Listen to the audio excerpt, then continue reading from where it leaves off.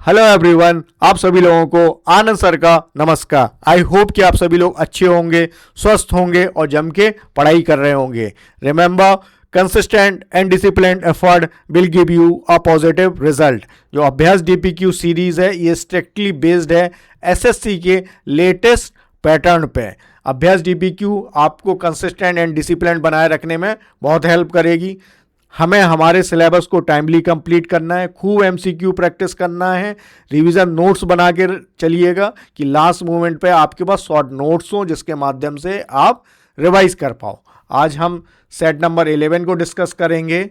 My self Anand sir और मैं GS और जीके की एक्सपर्ट फैकल्टी हूँ। मैंने अपनी इंजीनियरिंग एचबीटीआई कानपुर से की हुई है। मैं वेरियस सिविल सर्विस एग्जाम्स में अपीयर्ड हुआ हूँ। मैंने यूपीएससी प्रीलिम्स 6 टाइम क्वालिफाइड किया हुआ है। यूपी पीसीएस राजस्थान पीसीएस के इंटरव्यू में अपीयर्ड हुआ हूँ।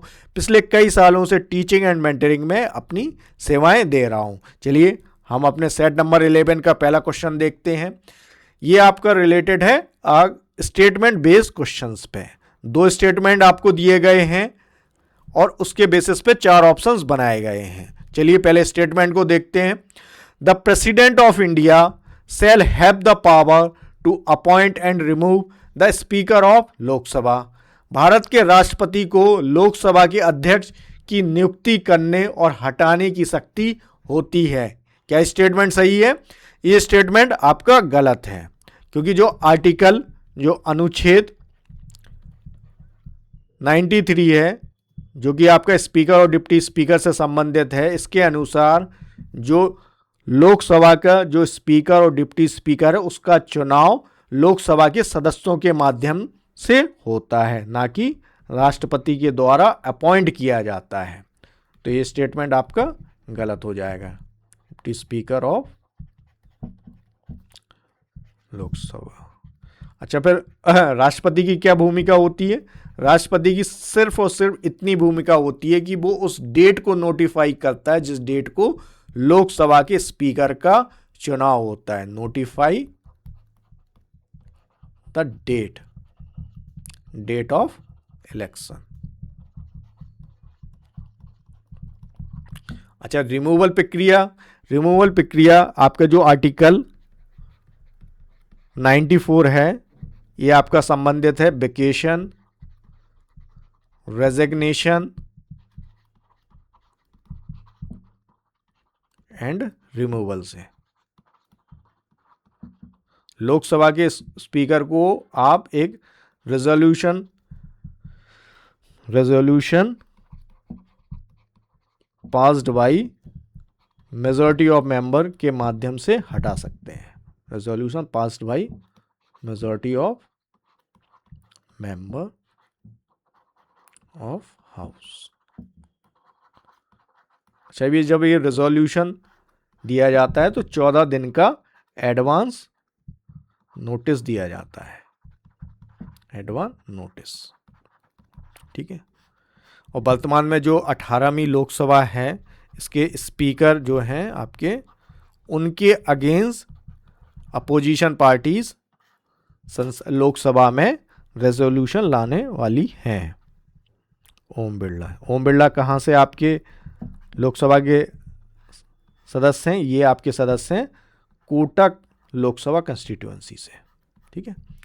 अच्छा, अब स्टेटमेंट नंबर 2 देखते हैं। The speaker of Lok Sabha is removed only after passing a resolution bye 2/3 majority of Lok Sabha. तो लोकसभा अध्यक्ष को केवल लोकसभा के 2/3 बहुमत से प्रस्ताव पारित होने के बाद ही हटाया जा सकता है। तो स्टेटमेंट गलत है, क्योंकि यह 2/3 ऑफ मेजॉरिटी की बात कर रहा है। 2/3 ऑफ मेजॉरिटी की बात कर रहा है, तो ये स्टेटमेंट आपका गलत हो जाएगा। तो सही जवाब क्या रहेगा? आपका सही जवाब रहेगा नाइदर 1 और 2। अच्छा, कमेंट में आप मुझे बताइएगा कि लॉन्गेस्ट सर्विंग लोकसभा स्पीकर कौन है। अगला प्रश्न देखते हैं। विच of the following is consider qualitative tools of monetary policy. निम्नलिखित में से किसे मौद्रिक नीति का गुणात्मक उपकरण माना जाता है? और आपके ऑप्शंस क्या हैं? ओपन मार्केट ऑपरेशन, खुला बाजार संचालन, कैश रिजर्व रेशियो, नगद आरक्षित अनुपात। ऑप्शन सी है मोरल क्वेश्चन मोरल अनुनय, और ऑप्शन डी है रेपो रेट। तो मॉनेटरी पॉलिसी, सबसे पहले मॉनेटरी पॉलिसी को समझते हैं क्या होती है। मॉनेटरी पॉलिसी होती है पॉलिसी रिलेटेड टू आपका लिक्विडिटी, जो लिक्विडिटी से संबंधित पॉलिसी होती है उसको आप मॉनेटरी पॉलिसी बोलते हैं। और मॉनेटरी पॉलिसी का ऑब्जेक्टिव क्या होता है, यदि ऑब्जेक्टिव की बात करें तो क्या है, ऑब्जेक्टिव के बारे में यदि हम बात करें तो इसका ऑब्जेक्टिव होता है कि ग्रोथ को बढ़ावा देना, टू एक्सेलरेट ग्रोथ,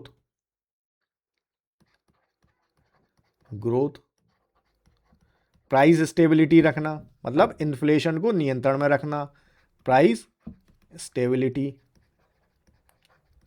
और एम्प्लॉयमेंट जनरेशन, ये ऑब्जेक्टिव होते हैं किसी भी मॉनेटरी पॉलिसी की। एम्प्लॉयमेंट जनरेशन एंड आपका exchange rate, stabilisation of stabilising exchange rate. और ये मॉनेटरी पॉलिसी कौन बनाता है, मॉनेटरी पॉलिसी बनाने की जिम्मेदारी आपकी मॉनेटरी पॉलिसी कमेटी की होती है।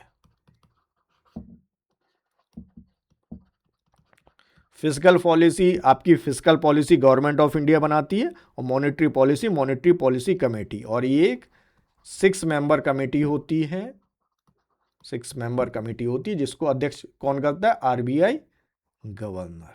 तो ये पॉइंट याद रखिएगा। अच्छा, मॉनेटरी पॉलिसी में 2 तरह के टूल्स यूज किए जाते हैं। एक तो होते हैं आपके क्वांटिटेटिव होते हैं, और दूसरे होते हैं क्वालिटेटिव टूल्स जो होते हैं, क्वांटिटेटिव टूल्स के माध्यम से आपका क्वांटिटी को नियंत्रण किया जाता है, control the quantity and cost of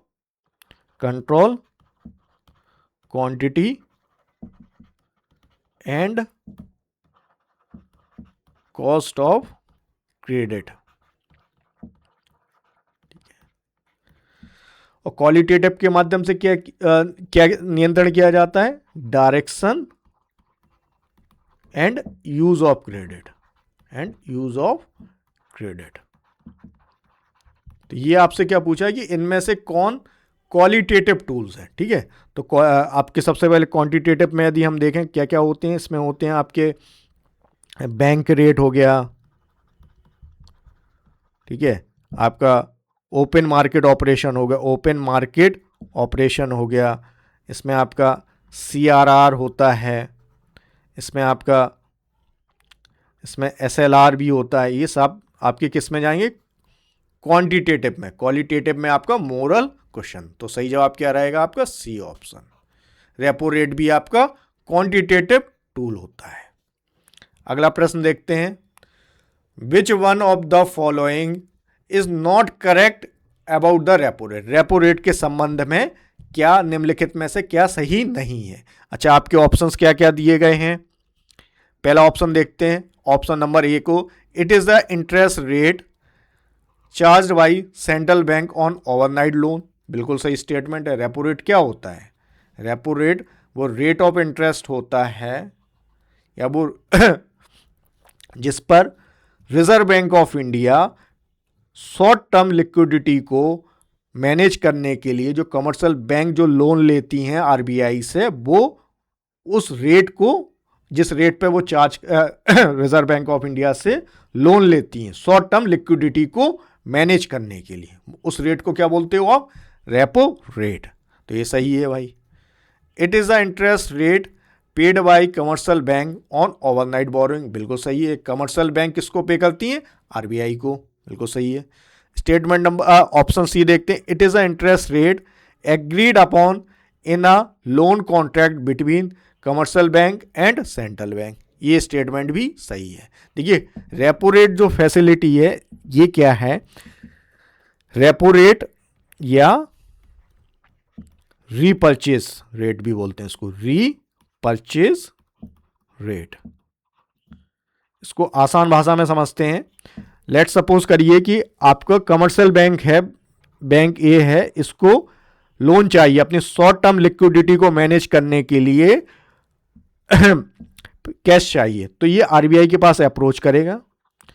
ठीक है, आरबीआई इसको लोन उपलब्ध कराएगा और इसके एवज में जो ए है, जो कमर्शियल बैंक है, वो अपनी सिक्योरिटीज, गवर्नमेंट सिक्योरिटीज आरबीआई को देगा और आरबीआई बदले में इसको लोन उपलब्ध करा देगा। ठीक है, लेकिन ये पहले से ही निर्धारित किया जाएगा कि जो लोन आपको उपलब्ध कराया जा रहा है, आपको इस रेट पे तो हम आपसे परचेस कर रहे हैं। लेट सपोज करो 10 रुपए में आरबीआई ने परचेस किया, आरबीआई परचेस करता है कमर्शियल बैंक से और कितने रुपए में बेचता है, 11 रुपए में। ठीक है, कमर्शियल बैंक को, तो जो डिफरेंस आ रहा है इसी को ही आप उसका रीपर्चेज या रेपो रेट बोलते हैं। और ये चीज पहले से ही निर्धारित कर ली जाती है कि मैं जो गवर्नमेंट सिक्योरिटीज आप प्रोवाइड करा रहे हो, मैं इसके बदले में आपको कैश दे रहा हूं। जब आपकी शॉर्ट टर्म लिक्विडिटी फुलफिल हो जाए तो जो गवर्नमेंट सिक्योरिटीज मैंने ली है, आप इसको इस दर पे हमसे वापस लोगे और जो डिफरेंस होता है वो आरबीआई की कमाई होती है, उसी को ही आप रेपो रेट बोलते हैं और ये चीज पहले से ही निर्धारित होती है। ठीक है, बाकी ये मैंने आपको समझाने के लिए लिया है। तो it is a cost collateral security, ये कहीं से, ये जो ऑप्शन डी है कहीं से भी रेपो रेट से संबंधित नहीं है, तो आपका सही जवाब क्या रहेगा, ऑप्शन डी। बाकी रेपो रेट को ही परिभाषित कर रहे हैं, बाकी तीनों ए बी सी ये रेपो रेट को ही परिभाषित कर रहे हैं। अगला प्रश्न देखते हैं। The cash reserve ratio refers to, नगद आरक्षित अनुपात से तात्पर्य है। ठीक है, नगद आरक्षित से।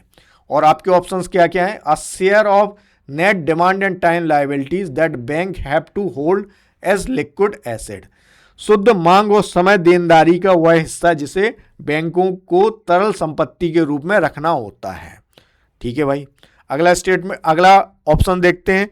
The share of net demand and time liabilities that bank have to hold as balance with the RBI।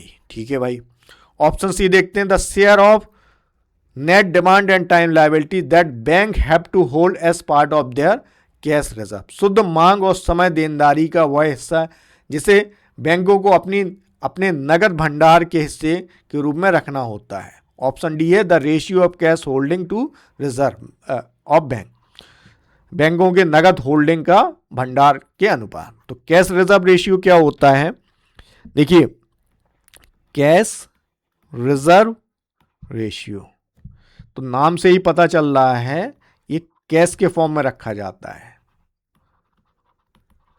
Cash के फॉर्म में, किस फॉर्म में, कैश फॉर्म में। कहां पे, आरबीआई के पास। और किसके अनुपात का, ये टोटल जो net demand and time liabilities का जो होता है उसका एक पर्टिकुलर रेशियो रखना पड़ता है। कहां पे, आपका रिजर्व बैंक ऑफ इंडिया के पास। किसको, कमर्शियल बैंक को रखना होता है। और इस पे कैश रिजर्व रेशियो पे आपका आरबीआई कोई इंटरेस्ट पे नहीं करता है, नो इंटरेस्ट पे। ठीक है, तो ये किस फॉर्म में रखा जाता है, कैश के फॉर्म में। और किस आपके एक मिनिमम बैलेंस होता है, मिनिमम बैलेंस जिसको आरबीआई पहले से ही निर्धारित करती है। इस सब कुछ जितने भी कैश रिजर्व रेशियो है, रेपो रेट है, इस सब आपके मॉनेटरी पॉलिसी टूल्स हैं जिनके माध्यम से इकोनॉमी में लिक्विडिटी को कंट्रोल किया जाता है या मनी सप्लाई को कंट्रोल किया जाता है। ठीक है, तो ये कैश के फॉर्म में किया जाता है। ठीक है, और ये आरबीआई के पास रखना पड़ता है, कमर्शियल बैंक को आरबीआई के पास रखना पड़ता है। तो ऑप्शन सी सही है। और इसमें आप ये भी ऐड कर ले, in the form of cash, in the form of cash.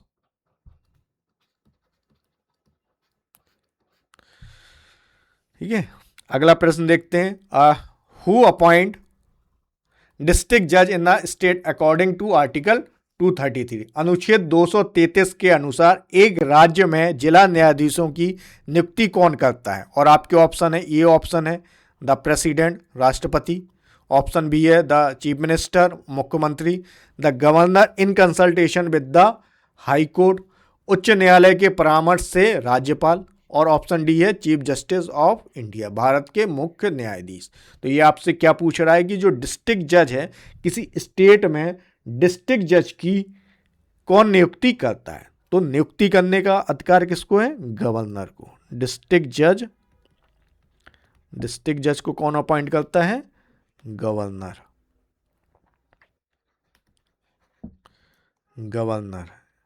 In consultation with the concerned high court. ठीक है, गवर्नर इन कंसल्टेशन विद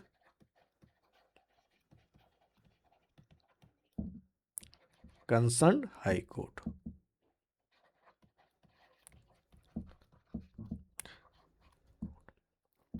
ठीक है, और डिस्ट्रिक्ट जज किसके एडमिनिस्ट्रेटिव कंट्रोल में रहता है? एडमिनिस्ट्रेटिव कंट्रोल किसका होता है इस पर? उस हाई कोर्ट के। एडमिनिस्ट्रेटिव कंट्रोल,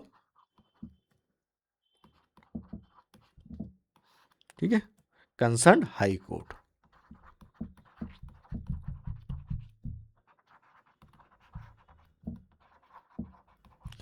ठीक है, प्रेसिडेंट किसको अपॉइंट करता है? सुप्रीम कोर्ट के चीफ जस्टिस ऑफ इंडिया को, सुप्रीम कोर्ट के जजेस को, ठीक है, आपके हाई कोर्ट के जजेस को, और हाई कोर्ट के जो जजेस होते हैं उनके ट्रांसफर भी आपका राष्ट्रपति के आदेश पर ही होता है, ट्रांसफर भी।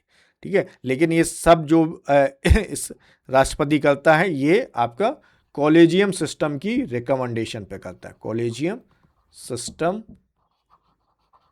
कॉलेजियम सिस्टम है हमारी कंट्री में, उनकी उसी कॉलेजियम सिस्टम की रिकमेंडेशन पे राष्ट्रपति ये कार्य करता है। ठीक है, और आप मुझे कमेंट में बताइएगा कि वर्तमान में कौन चीफ जस्टिस ऑफ इंडिया हैं। अगला प्रश्न देखते हैं, question number 6। The government of India act 1935 and the constitution of India are both lengthy document. Bharat सरकार अधिनियम 1935 और भारत का संविधान दोनों ही लंबे दस्तावेज हैं। ये सही है आपका, असर्जन सही है आपका, बिल्कुल सही है भाई। जो भारत का संविधान है वो एक लेंदी डॉक्यूमेंट, एक लेंदी लीगल डॉक्यूमेंट है, और जो गवर्नमेंट ऑफ इंडिया एक्ट 1935 आया था वो भी एक लेंदी लीगल डॉक्यूमेंट था। रीजन क्या है? The government of India act 1935 was taken as a model and substantially incorporated in the constitution of India. ठीक है, तो जो भारत के संविधान में जो एडमिनिस्ट्रेटिव वाला पार्ट है, एडमिनिस्ट्रेटिव वाला पार्ट, उसमें जो हमारे संविधान निर्माता हैं वो गवर्नमेंट ऑफ इंडिया एक्ट से बहुत प्रभावित हुए थे। उन्होंने जो गवर्नमेंट ऑफ इंडिया का एक बहुत बड़ा लार्ज सेक्शन हमारे भारत के संविधान में भी शामिल किया, जो फेडरल स्ट्रक्चर था, जो प्रोविंशियल ऑटोनॉमी से संबंधित था, ये सारे प्रोविज़न संविधान कॉन्स्टिट्यूशन ऑफ इंडिया में शामिल किए गए। और गवर्नमेंट ऑफ इंडिया किसने पास किया था आपका? ये आपका ब्रिटिश गवर्नमेंट ने पास किया था, ब्रिटिश पार्लियामेंट से पास हुआ था ये। तो भारत के संविधान का लंबा होने की एक वजह गवर्नमेंट ऑफ इंडिया एक्ट से प्रभावित होना भी है। तो दोनों आपके असर्जन भी सही है, रीजन भी सही है, और रीजन असर्जन का सही एक्सप्लेनेशन भी है। तो बोथ, तो सही जवाब क्या रहेगा आपका? Option number A. Both A and R true and R is a correct explanation of A. ठीक है, तो इसका सही जवाब रहेगा ऑप्शन नंबर ए। अगला प्रश्न देखते हैं, which one of the following activity of reserve bank of India is considered to be part of sterilisation. ठीक है, भारतीय रिजर्व बैंक की निम्नलिखित गतिविधियों में से किसे स्टेरलाइजेशन का हिस्सा माना जाता है? ठीक है, तो स्टेरलाइजेशन क्या होता है? To absorb, to remove, to absorb excess liquidity in the market, liquidity in the market, in a economy, in economy। ठीक है, तो ये रिजर्व बैंक ऑफ इंडिया कैसे करती है? ठीक है, ये आपसे उसके विषय में पूछ रहा है। तो ऑप्शन ए है कंडक्टिंग ओपन मार्केट ऑपरेशन, खुले बाजार के संचालन। ऑप्शन बी है overnight of settlement and payment system, निपटान और भुगतान प्रणालियों की देखरेख। सी क्या है depth and cash management for the central and state government. And D क्या है regulating the function of non banking financial institution, केंद्र और राज्य सरकारों के लिए ऋण और नकदी प्रबंधन। तो सही जवाब क्या रहेगा? ऑप्शन नंबर ए, open market operation. Open market operation क्या होता है? ओपन मार्केट ऑपरेशन के माध्यम से आरबीआई गवर्नमेंट सिक्योरिटीज जो होती हैं, गवर्नमेंट सिक्योरिटीज की खरीद फरोख्त करता है। देखिए होता क्या है, सिक्योरिटीज की बाई और सेल करता है। जब अर्थव्यवस्था में, जब इकोनॉमी में लिक्विडिटी की ज़्यादा एक्सेस लिक्विडिटी होती है, मतलब ज़्यादा कैश है, उसकी ज़रूरत से ज़्यादा कैश यदि अर्थव्यवस्था में उपस्थित है, तो आरबीआई क्या करेगा? गवर्नमेंट सिक्योरिटीज़ हैं उनको सेल करना स्टार्ट कर देगा, सेल करना स्टार्ट कर देगा, गवर्नमेंट सिक्योरिटीज़ को सेल करेगा। तो होगा क्या? जब कोई व्यक्ति गवर्नमेंट सिक्योरिटीज़ को परचेज करेगा तो जो कैश उसके पास है वो उसको वो भुगतान करेगा। तो इसके माध्यम से आपका जो इकोनॉमी है उसमें लिक्विडिटी को मैनेज किया जाता है थ्रू गवर्नमेंट सिक्योरिटीज़ बाई और सेल के माध्यम से। तो इसी को क्या बोलते हैं? Open market operation. और एक किस ये हमारे क्वांटिटेटिव मॉनेटरी पॉलिसी का पार्ट हो, क्वांटिटेटिव मॉनेटरी टूल हो जाएगा, टूल। ठीक है, अगला प्रश्न देखते हैं। With reference to bank board bureau which of the following statement are correct. Bank board bureau के संदर्भ में निम्नलिखित में से कौन सा कथन सही है? 3 स्टेटमेंट आपको दिए गए हैं, ठीक है, और उसके बेसिस पे 4 ऑप्शंस बनाए गए हैं। अब देखो इसमें आप बड़े ऑप्शंस को एनालाइज करेंगे तो आप देखेंगे ऑप्शन जो आपके ये में बी में आपका 3 शामिल है, 3 शामिल है, सी में भी 3 शामिल है और डी में भी 3 शामिल है। उसी तरीके से 1 को देख लो आप नोटिस करेंगे कि एक ऑप्शन सब में मिसिंग हो रहा है। ठीक है, देखो 1 देखो इसमें शामिल है, 1 इसमें शामिल है, इसमें शामिल है, लेकिन 1 इसमें शामिल नहीं है। ऑप्शन नंबर बी में 1 शामिल नहीं है, जबकि ऑप्शन 2 देखो 1 में ए में शामिल है, बी में शामिल है, 3 में शामिल, सी में शामिल नहीं है। तो हर एक जो ऑप्शंस की सेटिंग है वो इस तरीके से की गई है कि एक ऑप्शन सब में मिसिंग है। चलो अब हम अपने स्टेटमेंट को पढ़ते हैं। ठीक है, the governor of RBI is a chairman of bank board bureau. क्या ये स्टेटमेंट सही है? ये स्टेटमेंट आपका गलत है। आपका जो आरबीआई का गवर्नर है वो बैंक बोर्ड ब्यूरो के चेयरमैन नहीं होते। आरबीआई के गवर्नर क्या हैं आपके? आरबीआई गवर्नर आपके किसके चेयरमैन होते हैं? मॉनेटरी पॉलिसी कमेटी के चेयरमैन होते हैं, ना कि बैंक बोर्ड ब्यूरो के चेयरमैन होते हैं। बैंक बोर्ड ब्यूरो क्या है? एक एडवाइजरी, एक ऑटोनॉमस एडवाइजरी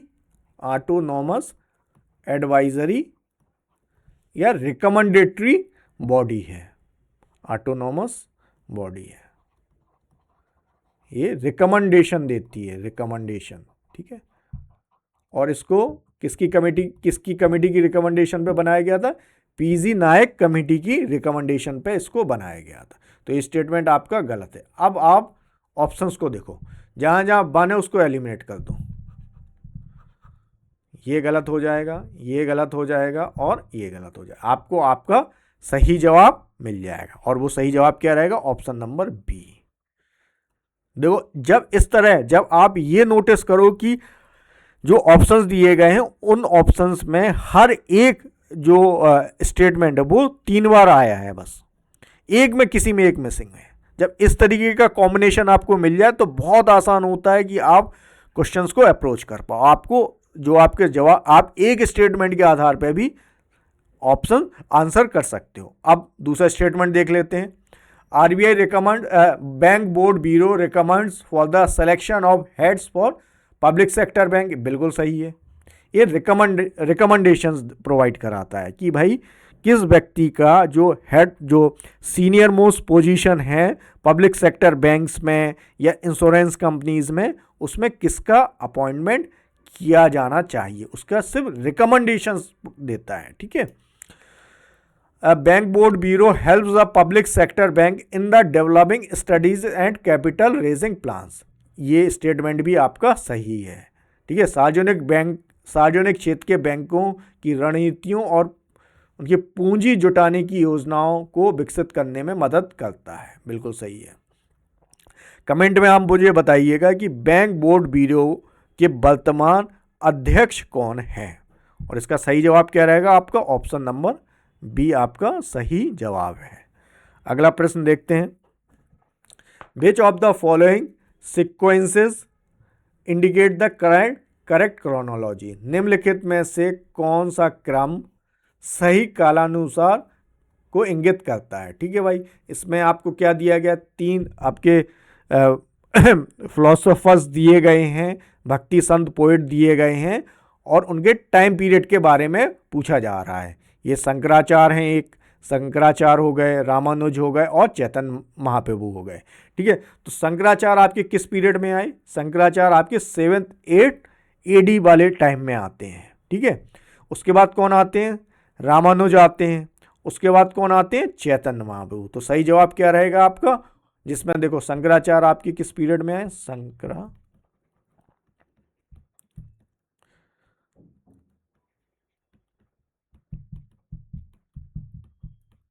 शंकराचार्य आपके 7th 8th सेंचुरी AD। फिर रामानुज आते हैं,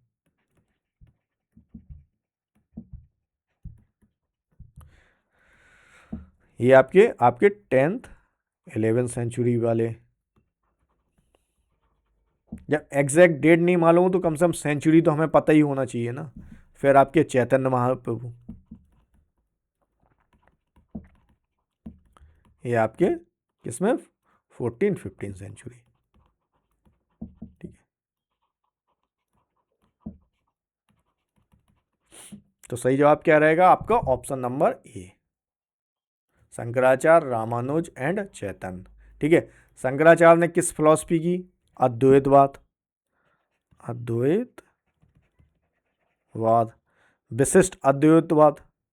विशिष्ट अद्वैतवाद। ठीक है। और चैतन्य महाप्रभु आपके कृष्णा भक्ति कल्ट से संबंधित हैं, कृष्णा भक्ति कल्ट से।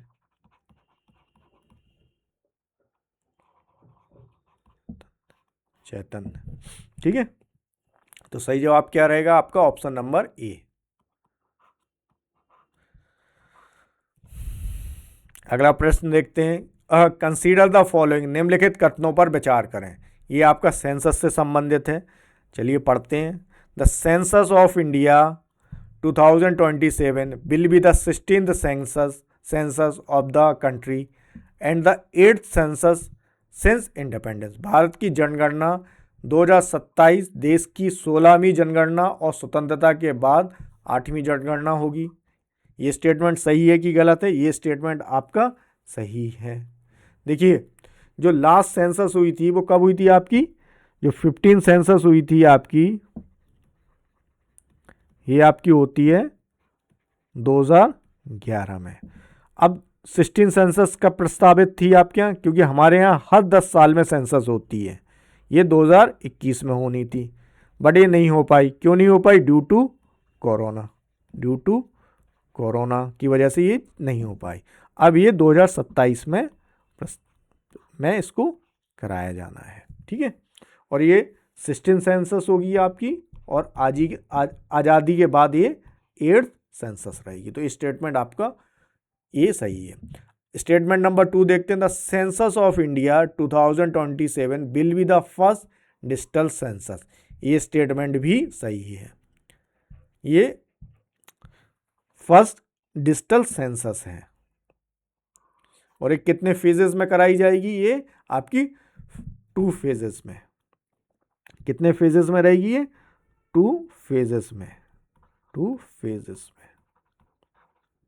कमेंट में आप मुझे बताइएगा फर्स्ट फेज में क्या किया जाएगा और सेकंड फेज में क्या होगा। ठीक है।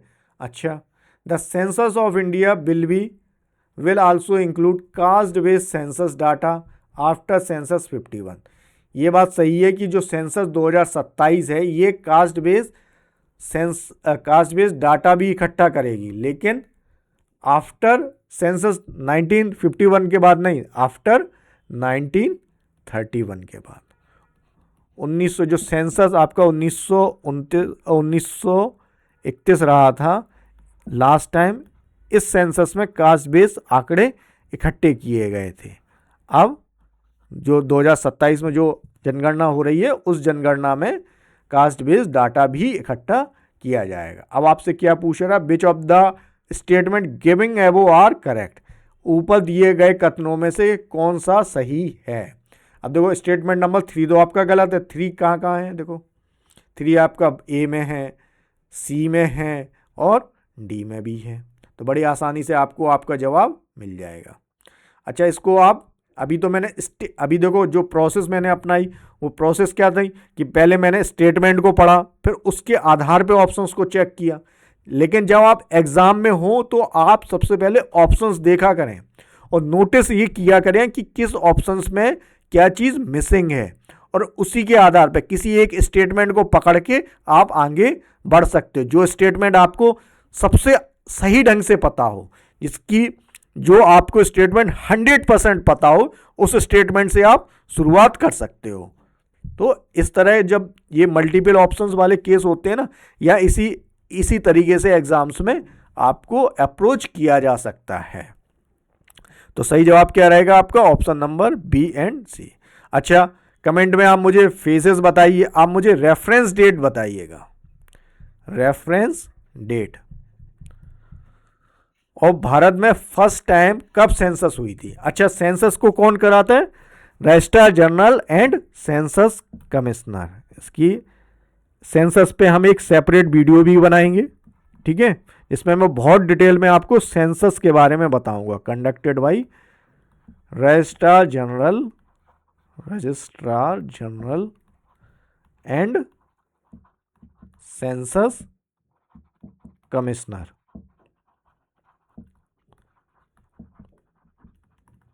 किस मिनिस्ट्री के अंडर में आता है ये आता है मिनिस्ट्री ऑफ होम अफेयर पे, यूनियन होम मिनिस्ट्री के अंडर में आता है। ठीक है, अगला प्रश्न देखते हैं। The nano drone Didi, the Namo scheme aims to empower which group by providing drone for agriculture use. Namo drone Didi योजना का उद्देश्य कृषि उपयोग के लिए ड्रोन प्रदान करके किस समूह को सशक्त बनाना है? और आपके ऑप्शन है rural male youth, option B है women self help group, option C है graduate engineer in rural area, option D है लार्ज स्केल फर्टिलाइजर डिस्ट्रीब्यूटर, मतलब बड़े पैमाने पर उर्वरक विस्तारक। तो सही जवाब क्या रहेगा आपका? सही जवाब है आपका women self help group. Self help group एक बहुत अच्छा माध्यम है जिससे कि आपकी जो ग्राउंड लेवल पे, जो ग्रामीण लेवल पे महिलाओं को सशक्त बनाने का एक बहुत अच्छा जरिया, एक गरीबी को मिटाने का, एक गरीबी उन्मूलन को, जो हमारी भारत की जो पॉवर्टी एरेडिकेशन स्ट्रेटजी है उसमें वोमेन सेल्फ हेल्प ग्रुप की एक अपनी महत्वपूर्ण भूमिका है। तो जो नमो ड्रोन दीदी स्कीम है, ये जो वोमेन सेल्फ हेल्प ग्रुप को एम्पावर्ड कर रही हैं, उनको ड्रोन प्रोवाइड करा के, जो कि एग्रीकल्चर यूजेस में उनका इस्तेमाल किया जाएगा। अच्छा, ये स्कीम कब लॉन्च की गई थी? ये स्कीम लॉन्च की गई थी आपकी 2023 में। और ये किस तरह की स्कीम है? ये आपकी सेंट्रल सेक्टर स्कीम है।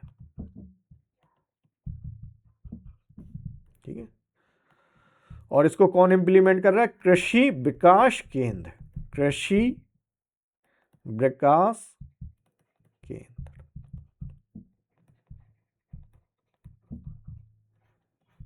ठीक है, अगला प्रश्न देखते हैं। Which new agriculture scheme was announced in 2025-26 budget to address productivity in 100 low performing district. ठीक है, तो 100 कम प्रदर्शन वाले जिलों में उत्पादकता को बढ़ाने के सम्मुख करने के लिए बढ़ाने के लिए बजट 2025 में कौन सी नई कृषि योजना की घोषणा की गई थी? ठीक है, तो ये आपसे पूछ रहा है कि जो बजट 2025-26 में एग्रीकल्चर प्रोडक्टिविटी को बढ़ाने के लिए किन 100 लो परफॉर्मिंग डिस्ट्रिक्ट में एक स्कीम, एग्रीकल्चर स्कीम लॉन्च की गई, वो एग्रीकल्चर स्कीम कौन सी है? तो इसमें हमें बताना है कि वो स्कीम का नाम क्या है। ऑप्शन ए है पीएम किसान, ऑप्शन बी है प्राइम मिनिस्टर जन धन कृषि योजना, ऑप्शन सी है राष्ट्रीय कृषि विकास योजना, ऑप्शन डी है पीएम अन्नदाता आय संरक्षण अभियान। तो सही जवाब क्या रहेगा आपका? Option number B, prime minister Dhanya Dhan Krishi Yojana. ये कन्वर्जेंस स्कीम है, कन्वर्जेंस स्कीम है। ठीक है, इसमें बहुत सारी जो सेंट्रल स्कीम्स हैं उनको कन्वर्ज करके उन डिस्ट्रिक्ट में फोकस किया जा रहा है जहां पे उन 100 लो परफॉर्मिंग डिस्ट्रिक्ट में फोकस किया जा रहा है जहां पे एग्रीकल्चर प्रोडक्टिविटी कम है। और इसको कब लॉन्च किया गया था? जुलाई 2025 में। ठीक है, और अभी जो बजट पेश किया गया वो कौन सा बजट है आपका? बजट 2026-27। और जो हमारा फाइनेंशियल ईयर होता है वो कब से स्टार्ट होता है? 1 अप्रैल से लेके 31 मार्च तक ये हमारा फाइनेंशियल ईयर रहता है, वित्तीय वर्ष, फाइनेंशियल ईयर। इसकी अपनी एक इंपॉर्टेंस है, वो हम आगे डिस्कस करेंगे। चलिए अगला प्रश्न देखते हैं।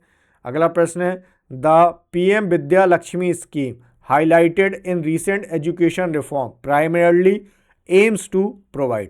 हाल के शिक्षा सुधारों में उजागर की गई पीएम विद्या लक्ष्मी योजना का मुख्य उद्देश्य क्या प्रदान करना है? और आपके ऑप्शन क्या है?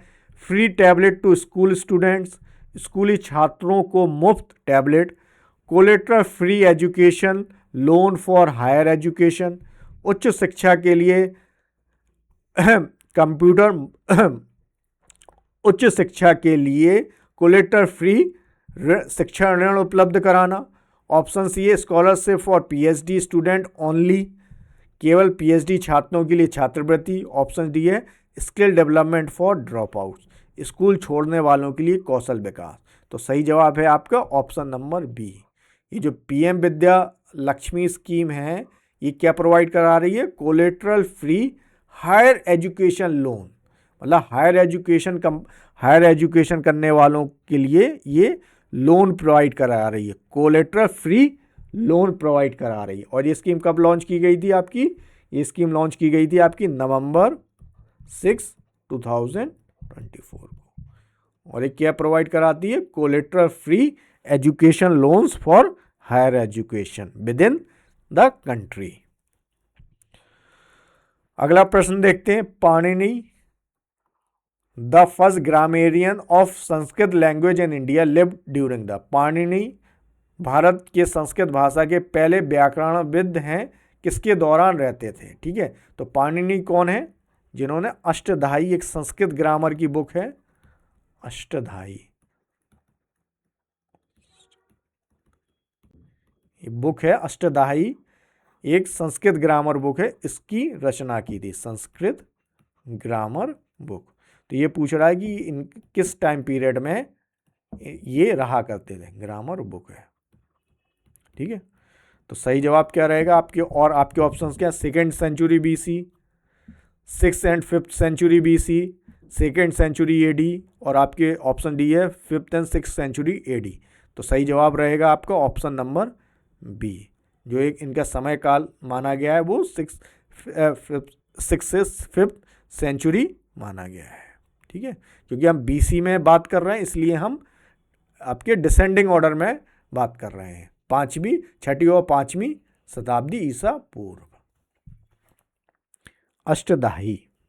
अगला प्रश्न देखते हैं। द वर्ड गोत्र occurs for the first time. ठीक है, गोत्र शब्द पहली बार किसमें आया? और आपके ऑप्शंस हैं ऋग्वेद, सामवेद, यजुर्वेद और अथर्ववेद। सही जवाब क्या रहेगा आपका? ऋग्वेद। जो वर्ड गोत्र है, जो गोत्र शब्द क्या है? गोत्र ऋग्वेद में ये शब्द सबसे पहली बार आता है। गोत्र शब्द का मतलब है वो जगह जहां पे जहां पे एक परिवार विशेष के लोग अपने गांवों को बांधा करते थे। ठीक है, गोत्र। ठीक है, ये वो जगह काऊ पेन से संबंधित था, जहां पे लोग, वो जगह जहां पे एक जगह पे जहां पे लोग अपनी गांवों को बांधा करते थे। मतलब कहने का मतलब यदि 10 लोग हैं, 10 किसी समाज में 10 लोग हैं, तो वो जिस जगह पे गाय को बांधा करते थे, उन 10 लोगों में से 5 लोग जिस जगह पे बांधा करते थे उसको आप आगे जाके यही आपका वंशावली बन जाती है। ठीक है, तो सही जवाब क्या है? ऋग्वेद।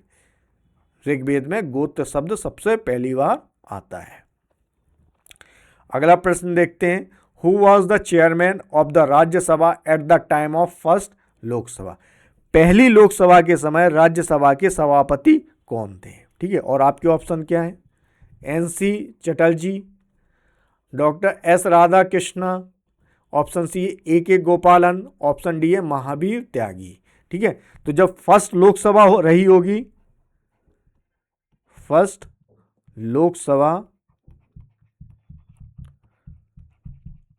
तो उस समय क्या फर्स्ट आपकी राज्यसभा रही होगी। राज्यसभा तो एक कंटिन्यूअस हाउस है। राज्यसभा भाई एक कंटिन्यूअस हाउस है। कंटिन्यूअस हाउस है मतलब ये आपका डिसॉल्व नहीं होता है, और ये जबकि हर 5 साल में ये डिसॉल्व हो जाता है। डिसॉल्व ऑटोमेटिकली हो जाता है, डिसॉल्व। ठीक है, ठीक है, तो जब पहली लोकसभा थी तो उस समय पहले जो राज्यसभा के सभापति कौन थे? तो आपको मालूम है कि जो वाइस प्रेसिडेंट होता है, vice president is ex officio chairman of Rajya Sabha. ठीक है, तो बड़ा आसान है कि भाई पहले एक्स ऑफिशियो का मतलब होता है उस पद की वजह से। ठीक है, बाय वर्च्यू ऑफ पोस्ट। ठीक है, उस पद की वजह से। अब देखो पहले राष्ट्रपति कौन थे? पहले उपराष्ट्रपति कौन थे? आपके डॉक्टर S राधाकृष्ण। तो पहले आपके राज्यसभा के सभापति कौन होंगे? Doctor S Radhakrishna. ठीक है, डॉक्टर S राधाकृष्ण। अच्छा, इनका जो टाइम पीरियड, अच्छा ये आपके आगे जाके भारत के सेकेंड प्रेसिडेंट ऑफ इंडिया भी बनते हैं। तो फर्स्ट वाइस प्रेसिडेंट हैं ये, vice president,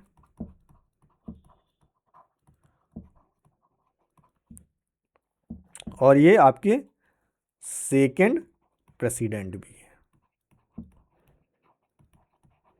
doctor Rajendra Prasad के बाद आपके डॉक्टर S राधाकृष्ण भारत के राष्ट्रपति बनते हैं। टाइम पीरियड क्या रहता है? 1962 से लेके 67 के दौरान। ठीक है, और ये आपके फर्स्ट राज्यसभा के सभापति भी, चेयरमैन भी, राज्यसभा के चेयरमैन भी हैं। अगला प्रश्न देखते हैं। Match list 1 and with list second and select the correct answer from the given codes. सूची 1 को सूची 2 से सुमिलित करें और दिए गए कोड का सही चुनाव करें। तो एक तरफ आपको किंग्स दिए गए हैं और दूसरी तरफ उनका किंगडम दिया गया है। और ये जो किंग हैं ये क्या है आपके? ये किंग है और किंगडम है, और ये या इनको महाजनपदास भी बोल सकते हो। तो एक बुद्धिस्ट टेस्ट है अंगुत्तर निकाय।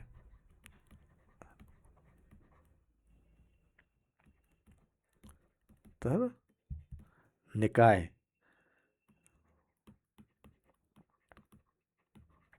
एक बुद्धिस्ट टेस्ट है। इसके अनुसार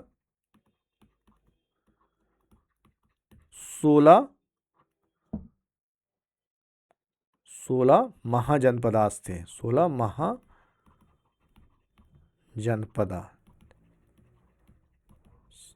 ठीक है, ड्यूरिंग आपके 6 to 4th सेंचुरी BC, ठीक है। अब उसी के किंग्स और उनके किंगडम से संबंधित है। प्रत्युत आपके किस कहाँ से, सबसे पहले देखो जो ऑप्शंस दिए हैं उसमें से सबसे इजी कौन सा है। जैसे अजातशत्रु आपके कहाँ के वो थे, अजातशत्रु आपके मगध से संबंध रखते थे, तो डी का संबंध किससे था आपका, वन से। अब ऑप्शंस में चेक करो डी वन में कहाँ कहाँ शामिल है, देखो डी, इसमें देखो डी, इसमें 3 शामिल है, इसमें 4 शामिल है और इसमें 1 शामिल है, तो आपका सही जवाब और इसमें 2 शामिल है, तो बस एक ही में आपका 1 शामिल, तो बड़ा इजी है कि आप अपना आंसर कर पाओ, ठीक है। अब बड़ा आसान है, ए का डी का संबंध 1 से हो गया, सी का संबंध किससे हो गया आपका, सी का संबंध 4 से हो गया, प्रत्योदय आपके कौशल राज्य से संबंध हो गया, ठीक है, कौशल, ठीक है। बी का संबंध किससे हो गया फिर आपका 2 वत्स प्रदेश से हो गया, और ए का संबंध किससे हो गया आपका 3 से हो गया, अवंती, प्रत्योदय, ठीक है, बड़ा आसान है ये, ठीक है। तो आपको मतलब कहने का मतलब ये ऑप्शंस को जरूर देखना चाहिए जब आप किसी क्वेश्चंस को अटेम्प्ट करो, तो सिर्फ उसको ये मत देख के छोड़ देना कि भाई ये टफ क्वेश्चंस है, सबसे पहले उसके ऑप्शंस देखो, और कई बार होता क्या एक ही उससे आपको सही जवाब मिल जाता है, ठीक है। अगला प्रश्न देखते हैं, arrange the following Magadhan dynasty in the chronological order, निम्नलिखित मगध राजवंशों को कालानुसार क्रम में व्यवस्थित करें, और आपके नंद डायनेस्टी दे रखी है, सोंगास डायनेस्टी दे रखी है, मौर्यास और Haryanka. Choose the answer following the, निम्नलिखित कोड को उत्तर से चुनें। तो देखो ये चारों राज्य वंशों ने मगध जो आपका महाजनपदास, जो अभी हम क्वेश्चन नंबर 17 में भी डिस्कस कर रहे थे, महाजनपदास में जो मोस्ट इंपॉर्टेंट महाजनपदास में जो मोस्ट इंपॉर्टेंट महाजनपदास था वो मगध था आपका, मगध। तो ये क्या पूछा, ये मगध पर राज करने वाले कई राजवंश हैं, ठीक है, और उनके क्रोनोलॉजिकल ऑर्डर को पूछा है। तो हर्यंक वंश आपका कब से कब तक रहा, हर्यंक वंश आपका 500, जो हर्यंक है, हर्यंक डायनेस्टी है, ये आपकी कब से कब तक रही, ये 544 BC से लेके आपकी 412 BC तक रही। और इसकी स्थापना, फाउंडर कौन थे इसके फाउंडर थे बिंबिसार। ये किसके कंटेम्पररी हैं आपके, गौतम बुद्धा के कंटेम्पररी होते हैं,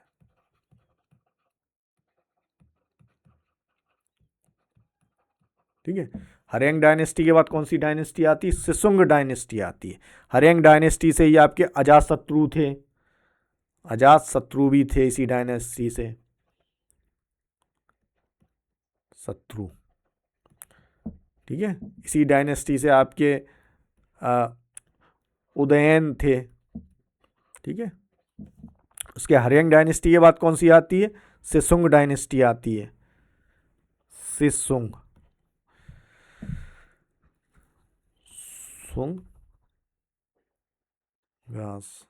इनका टाइम पीरियड कितना रहता है, इनका टाइम पीरियड रहता है 512 BC से लेके आपका 344 BC, ठीक है।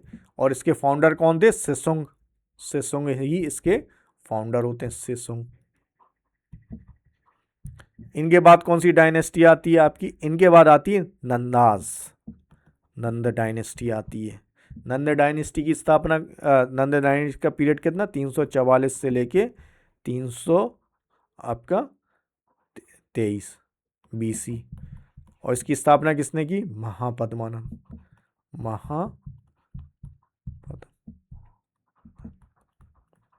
ठीक है। इसके बाद आते हैं आपके मौर्यास। मौर्यास आपके कितने? 322 BC से लेके आपका 1585 BC, 84 मतलब 85 मान लें, 84 BC तक रहते। फाउंडर चंद्रगुप्त मौर्य।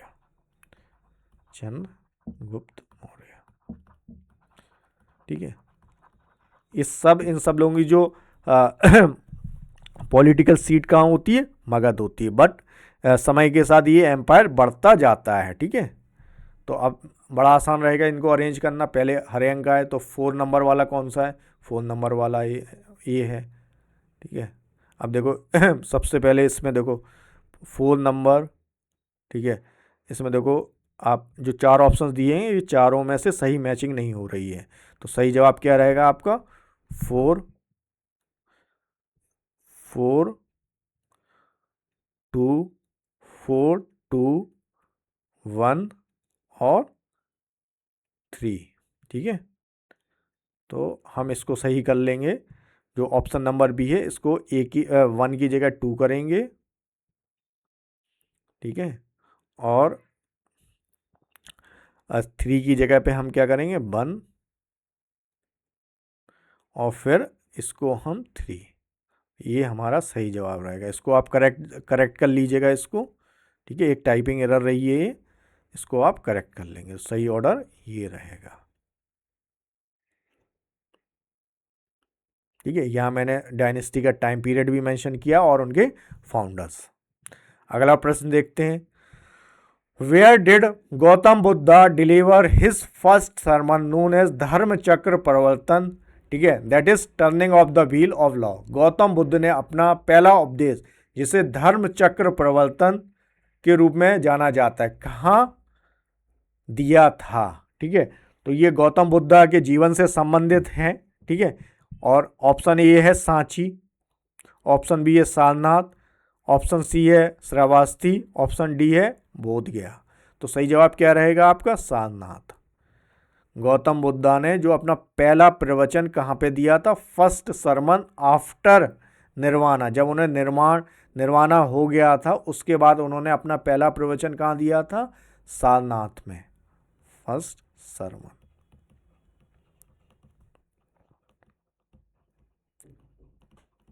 ठीक है। सारनाथ कहाँ है? ये आपका वाराणसी के पास में है। बोधगया कहाँ है? बोधगया में उनको निर्वाणा मिला था। निर्वाणा। अच्छा, सांची में क्या है?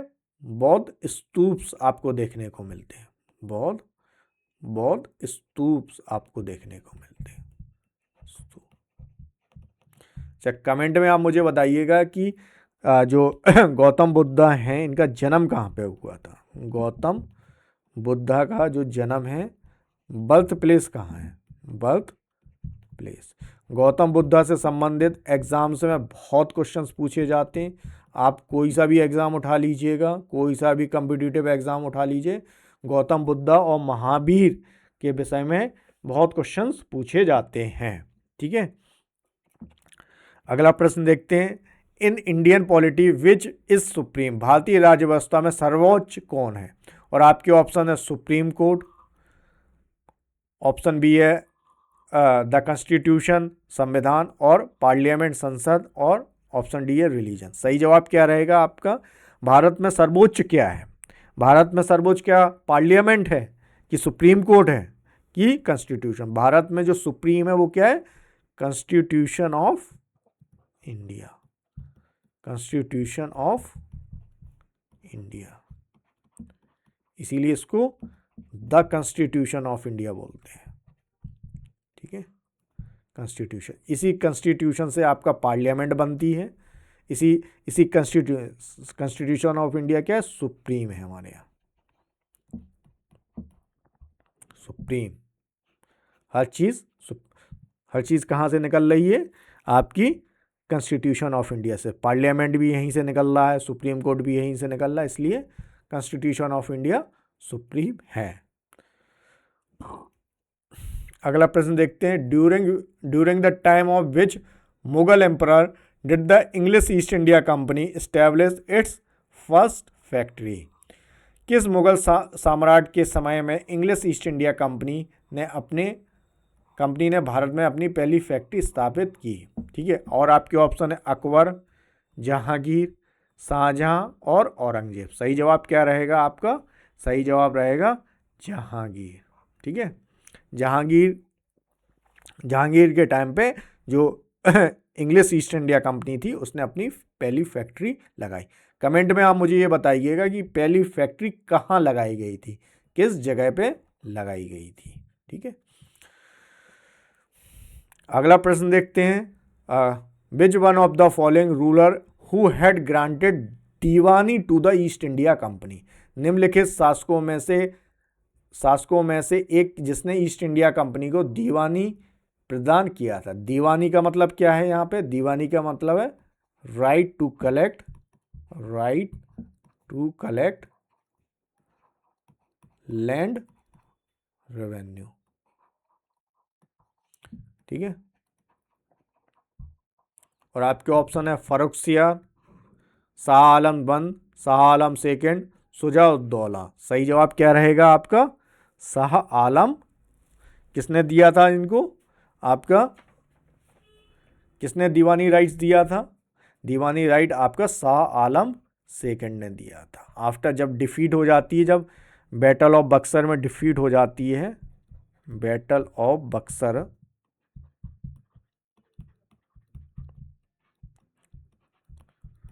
उसके बाद अंग्रेजों को दीवानी राइट मिल जाता है। बैटल ऑफ बक्सर आपकी 64 में हुई। उसके बाद बैटल ऑफ प्लासी आप मुझे कमेंट में बताइए कब हुई थी। ठीक है, फर्रुखसियार ने क्या इशू किया था? फर्रुखसियार ने क्या इशू किया था? आप मुझे कमेंट में बताइएगा कि फर्रुखसियार ने भी कोई एक फरमान जारी किया था। ईस्ट इंडिया कंपनी जो इंग्लिश ईस्ट इंडिया कंपनी थी उसको एक फरमान जारी किया था जिसको क्या बोलते हैं? Magna carta of east India company. ठीक है ना, वो आप बताइएगा उसको क्या बोलते थे आप। ठीक है, अगला प्रश्न देखते हैं। ठीक है, विच of the following tribe is associated with ताना भगत मूवमेंट। निम्नलिखित में से कौन सी जनजाति ताना भगत आंदोलन से जुड़ी हुई है? आपके ऑप्शन है ओरान, मुंडा, संथाल और कोंडा डोरा। तो सही जवाब क्या रहेगा आपका? ए ऑप्शन सही रहेगा। ताना भगत जो आपकी मूवमेंट हुई थी, ये कहाँ हुई थी? छोटा नागपुर वाले रीजन में हुई थी। और ये इसका आपके कौन से जनजाति जुड़ी हुई है इससे जुड़ी हुई है आपकी ओरान जनजाति। ठीक है, और संथाल आपकी मुंडा रेवोल्यूशन कब हुई थी आपकी? और ये रेवोल्यूशन कब हुई थी आपकी? 1914 में। ठीक है, आपसे पूछे कुछ इंपॉर्टेंट ट्राइब्स क्या कौन कौन सी हैं आपकी? जैसे आपकी जो भील है वो लार्जेस्ट ट्राइबल ग्रुप है, लार्जेस्ट ट्राइबल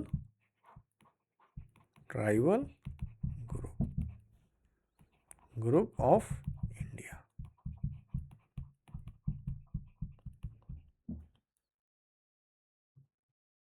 ठीक है, एक मुंडा रिवॉल्ट भी हुई थी। कमेंट में आप मुझे बताइएगा किस ईयर में हुई थी मुंडा रिवॉल्ट आपकी। ठीक है, संथाल रिवॉल्ट आपकी होती है कब होती है? ये आपकी होती है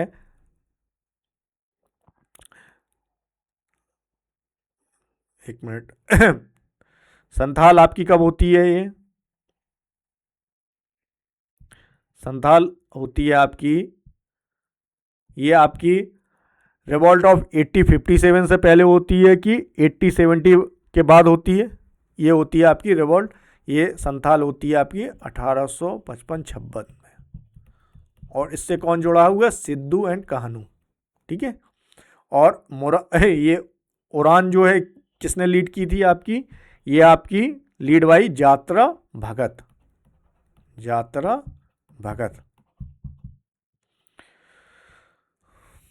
भगत ने लीड की थी, किस रीजन में थी ये? छोटा नागपुर रीजन में, छोटा नागपुर रीजन ऑफ झारखंड।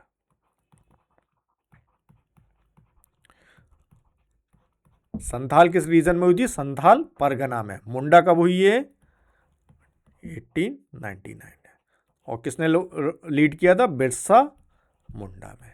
बिरसा मुंडा, ये सब हमारे हमारे देश की महान विभूतियां हैं जिन्होंने अन्याय के विरुद्ध हथियार उठाए।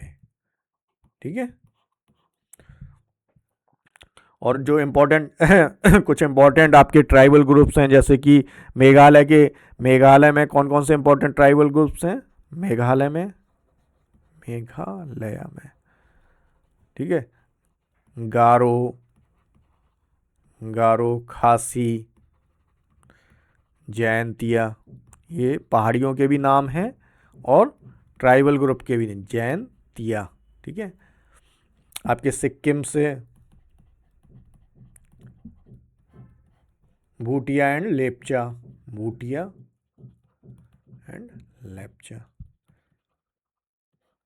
ठीक है। और एक मीना ट्राइबल ग्रुप है, ये कहाँ पे? मोस्टली आपको राजस्थान में देखने को मिलेगा।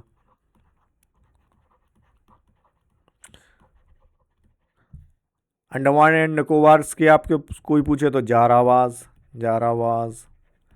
अंडवानीज,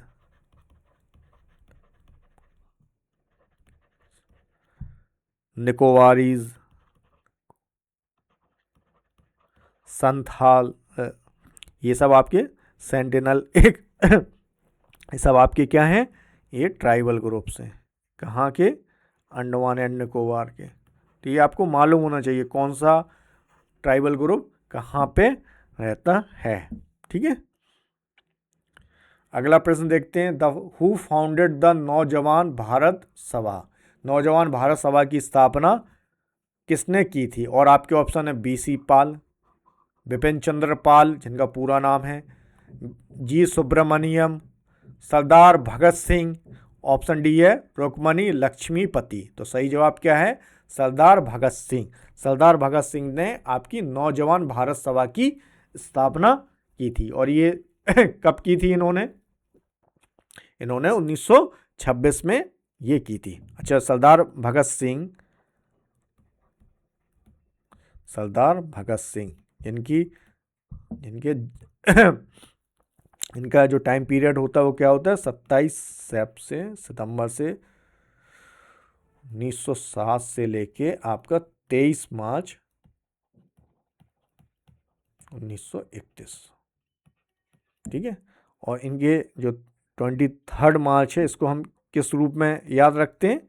शहीद दिवस के रूप में, या मार्टर्ड डे के तौर पे, शहीद दिवस। और इनका संबंध किस किस घटनाओं से रहा? आपका हिंदुस्तान सोशलिस्ट रिपब्लिकन एसोसिएशन से इनका संबंध रहा। इनका संबंध आपका रहता है किससे? लाहौर कॉन्स्पिरेसी से रहा। लाहौर कॉन्स्पिरेसी में इन्होंने क्या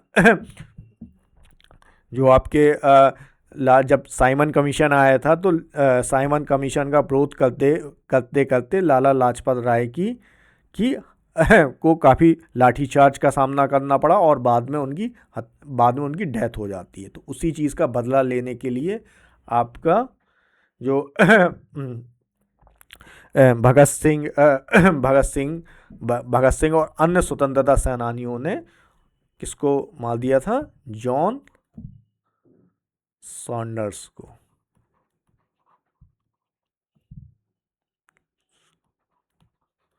मारना किसको था उन्हें? जॉन स्कॉट को। लेकिन मारा कौन गया था? सॉन्डर्स मारा गया था। ठीक है। और इन्होंने सेंट्रल लेजिस्लेटिव, ये सब कब होती है? 1928 में। और 1929 में इन्होंने सेंट्रल लेजिस्लेटिव असेंबली में एक खाली जगह पे बॉम्ब फेंका था। और उनका पर्पस ये था कि जो गूंगे बहरे हैं उनको सुनाई दे कि क्या स्थितियां चल रही हैं, भारत में क्या स्थितियां चल रही हैं। भगत सिंह और बटुकेश्वर दत्त ने, भगत सिंह और बटुकेश्वर दत्त ने सेंट्रल लेजिस्लेटिव असेंबली में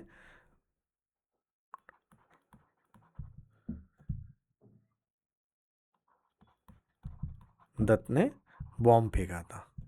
throw bomb central legislative assembly.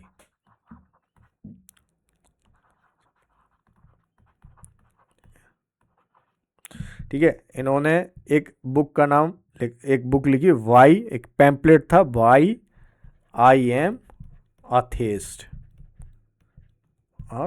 ये बहुत इंपॉर्टेंट है कि ये सरदार भगत सिंह द्वारा लिखी हुई बुक है या पैम्पलेट है। ठीक है, वाई आई एम अथेस्ट। ठीक है, तो इसका सही जवाब, इसका नौजवान भारत सभा का सही जवाब क्या रहेगा? ऑप्शन सी आपका सही जवाब रहेगा। आखिरी प्रश्न देखते हैं। Who was the first person to honoured with major Dhyan Chand Khel Ratna award? इसको फॉर्मली राजीव गांधी खेल रत्न बोला जाता है। ओके, मेजर ध्यानचंद खेल रत्न पुरस्कार से सम्मानित होने वाले पहले व्यक्ति कौन थे? और आपके ऑप्शन है सचिन तेंदुलकर, विश्वनाथ आनंद, गीता सेठी और अभिनव बिंद्रा। तो सही जवाब क्या रहेगा आपका? विश्वनाथ आनंद। विश्वनाथ आनंद पहले व्यक्ति थे जिन्हें आपका मेजर ध्यानचंद खेल रत्न अवार्ड से सम्मानित किया गया है। मेजर ध्यानचंद खेल रत्न अवार्ड को पहले राजीव गांधी खेल रत्न अवार्ड कहा जाता था। और सचिन तेंदुलकर कौन है आपके?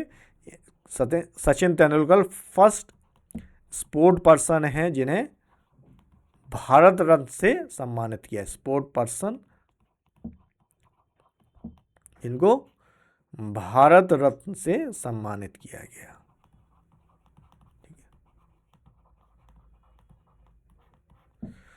और विश्वनाथ आनंद वो व्यक्ति हैं, विश्वनाथ वो चेस स्पोर्ट्स से इनका संबंध रखते हैं ये, और इनको पहले व्यक्ति थे जिन्हें मेजर ध्यानचंद खेल रत्न अवार्ड से सम्मानित किया गया। ठीक है, तो ये जो डीपीक्यू सीरीज है आपकी, डीपीक्यू सीरीज आपके इंटायर सिलेबस को फोकस करते हुए बनाई गई है। ये बिल्कुल आपके लेटेस्ट पैटर्न पे बनाई गई है। इसमें हम सिर्फ क्वेश्चंस, हम इस सीरीज़ में क्वेश्चंस को बहुत डिटेल्ड मैनर में डिस्कस करते हैं, जिससे कि कोई भी इसको ना रह जाए। यदि कोई क्वेश्चंस आप अच्छे से जब करते हैं डिटेल मैनर में, तो आप बहुत सारी नई चीज़ों को भी सीखते हैं। हमारा पर्पस उन नए कंसेप्ट को भी सीखना है, उस क्वेश्चन को भी करना है, और जो भी नए एक्स्ट्रा पॉइंट्स आपको बताए जाए उनको आप ज़रूर अपनी नोटबुक पे नोट डाउन ज़रूर करें। Thank you.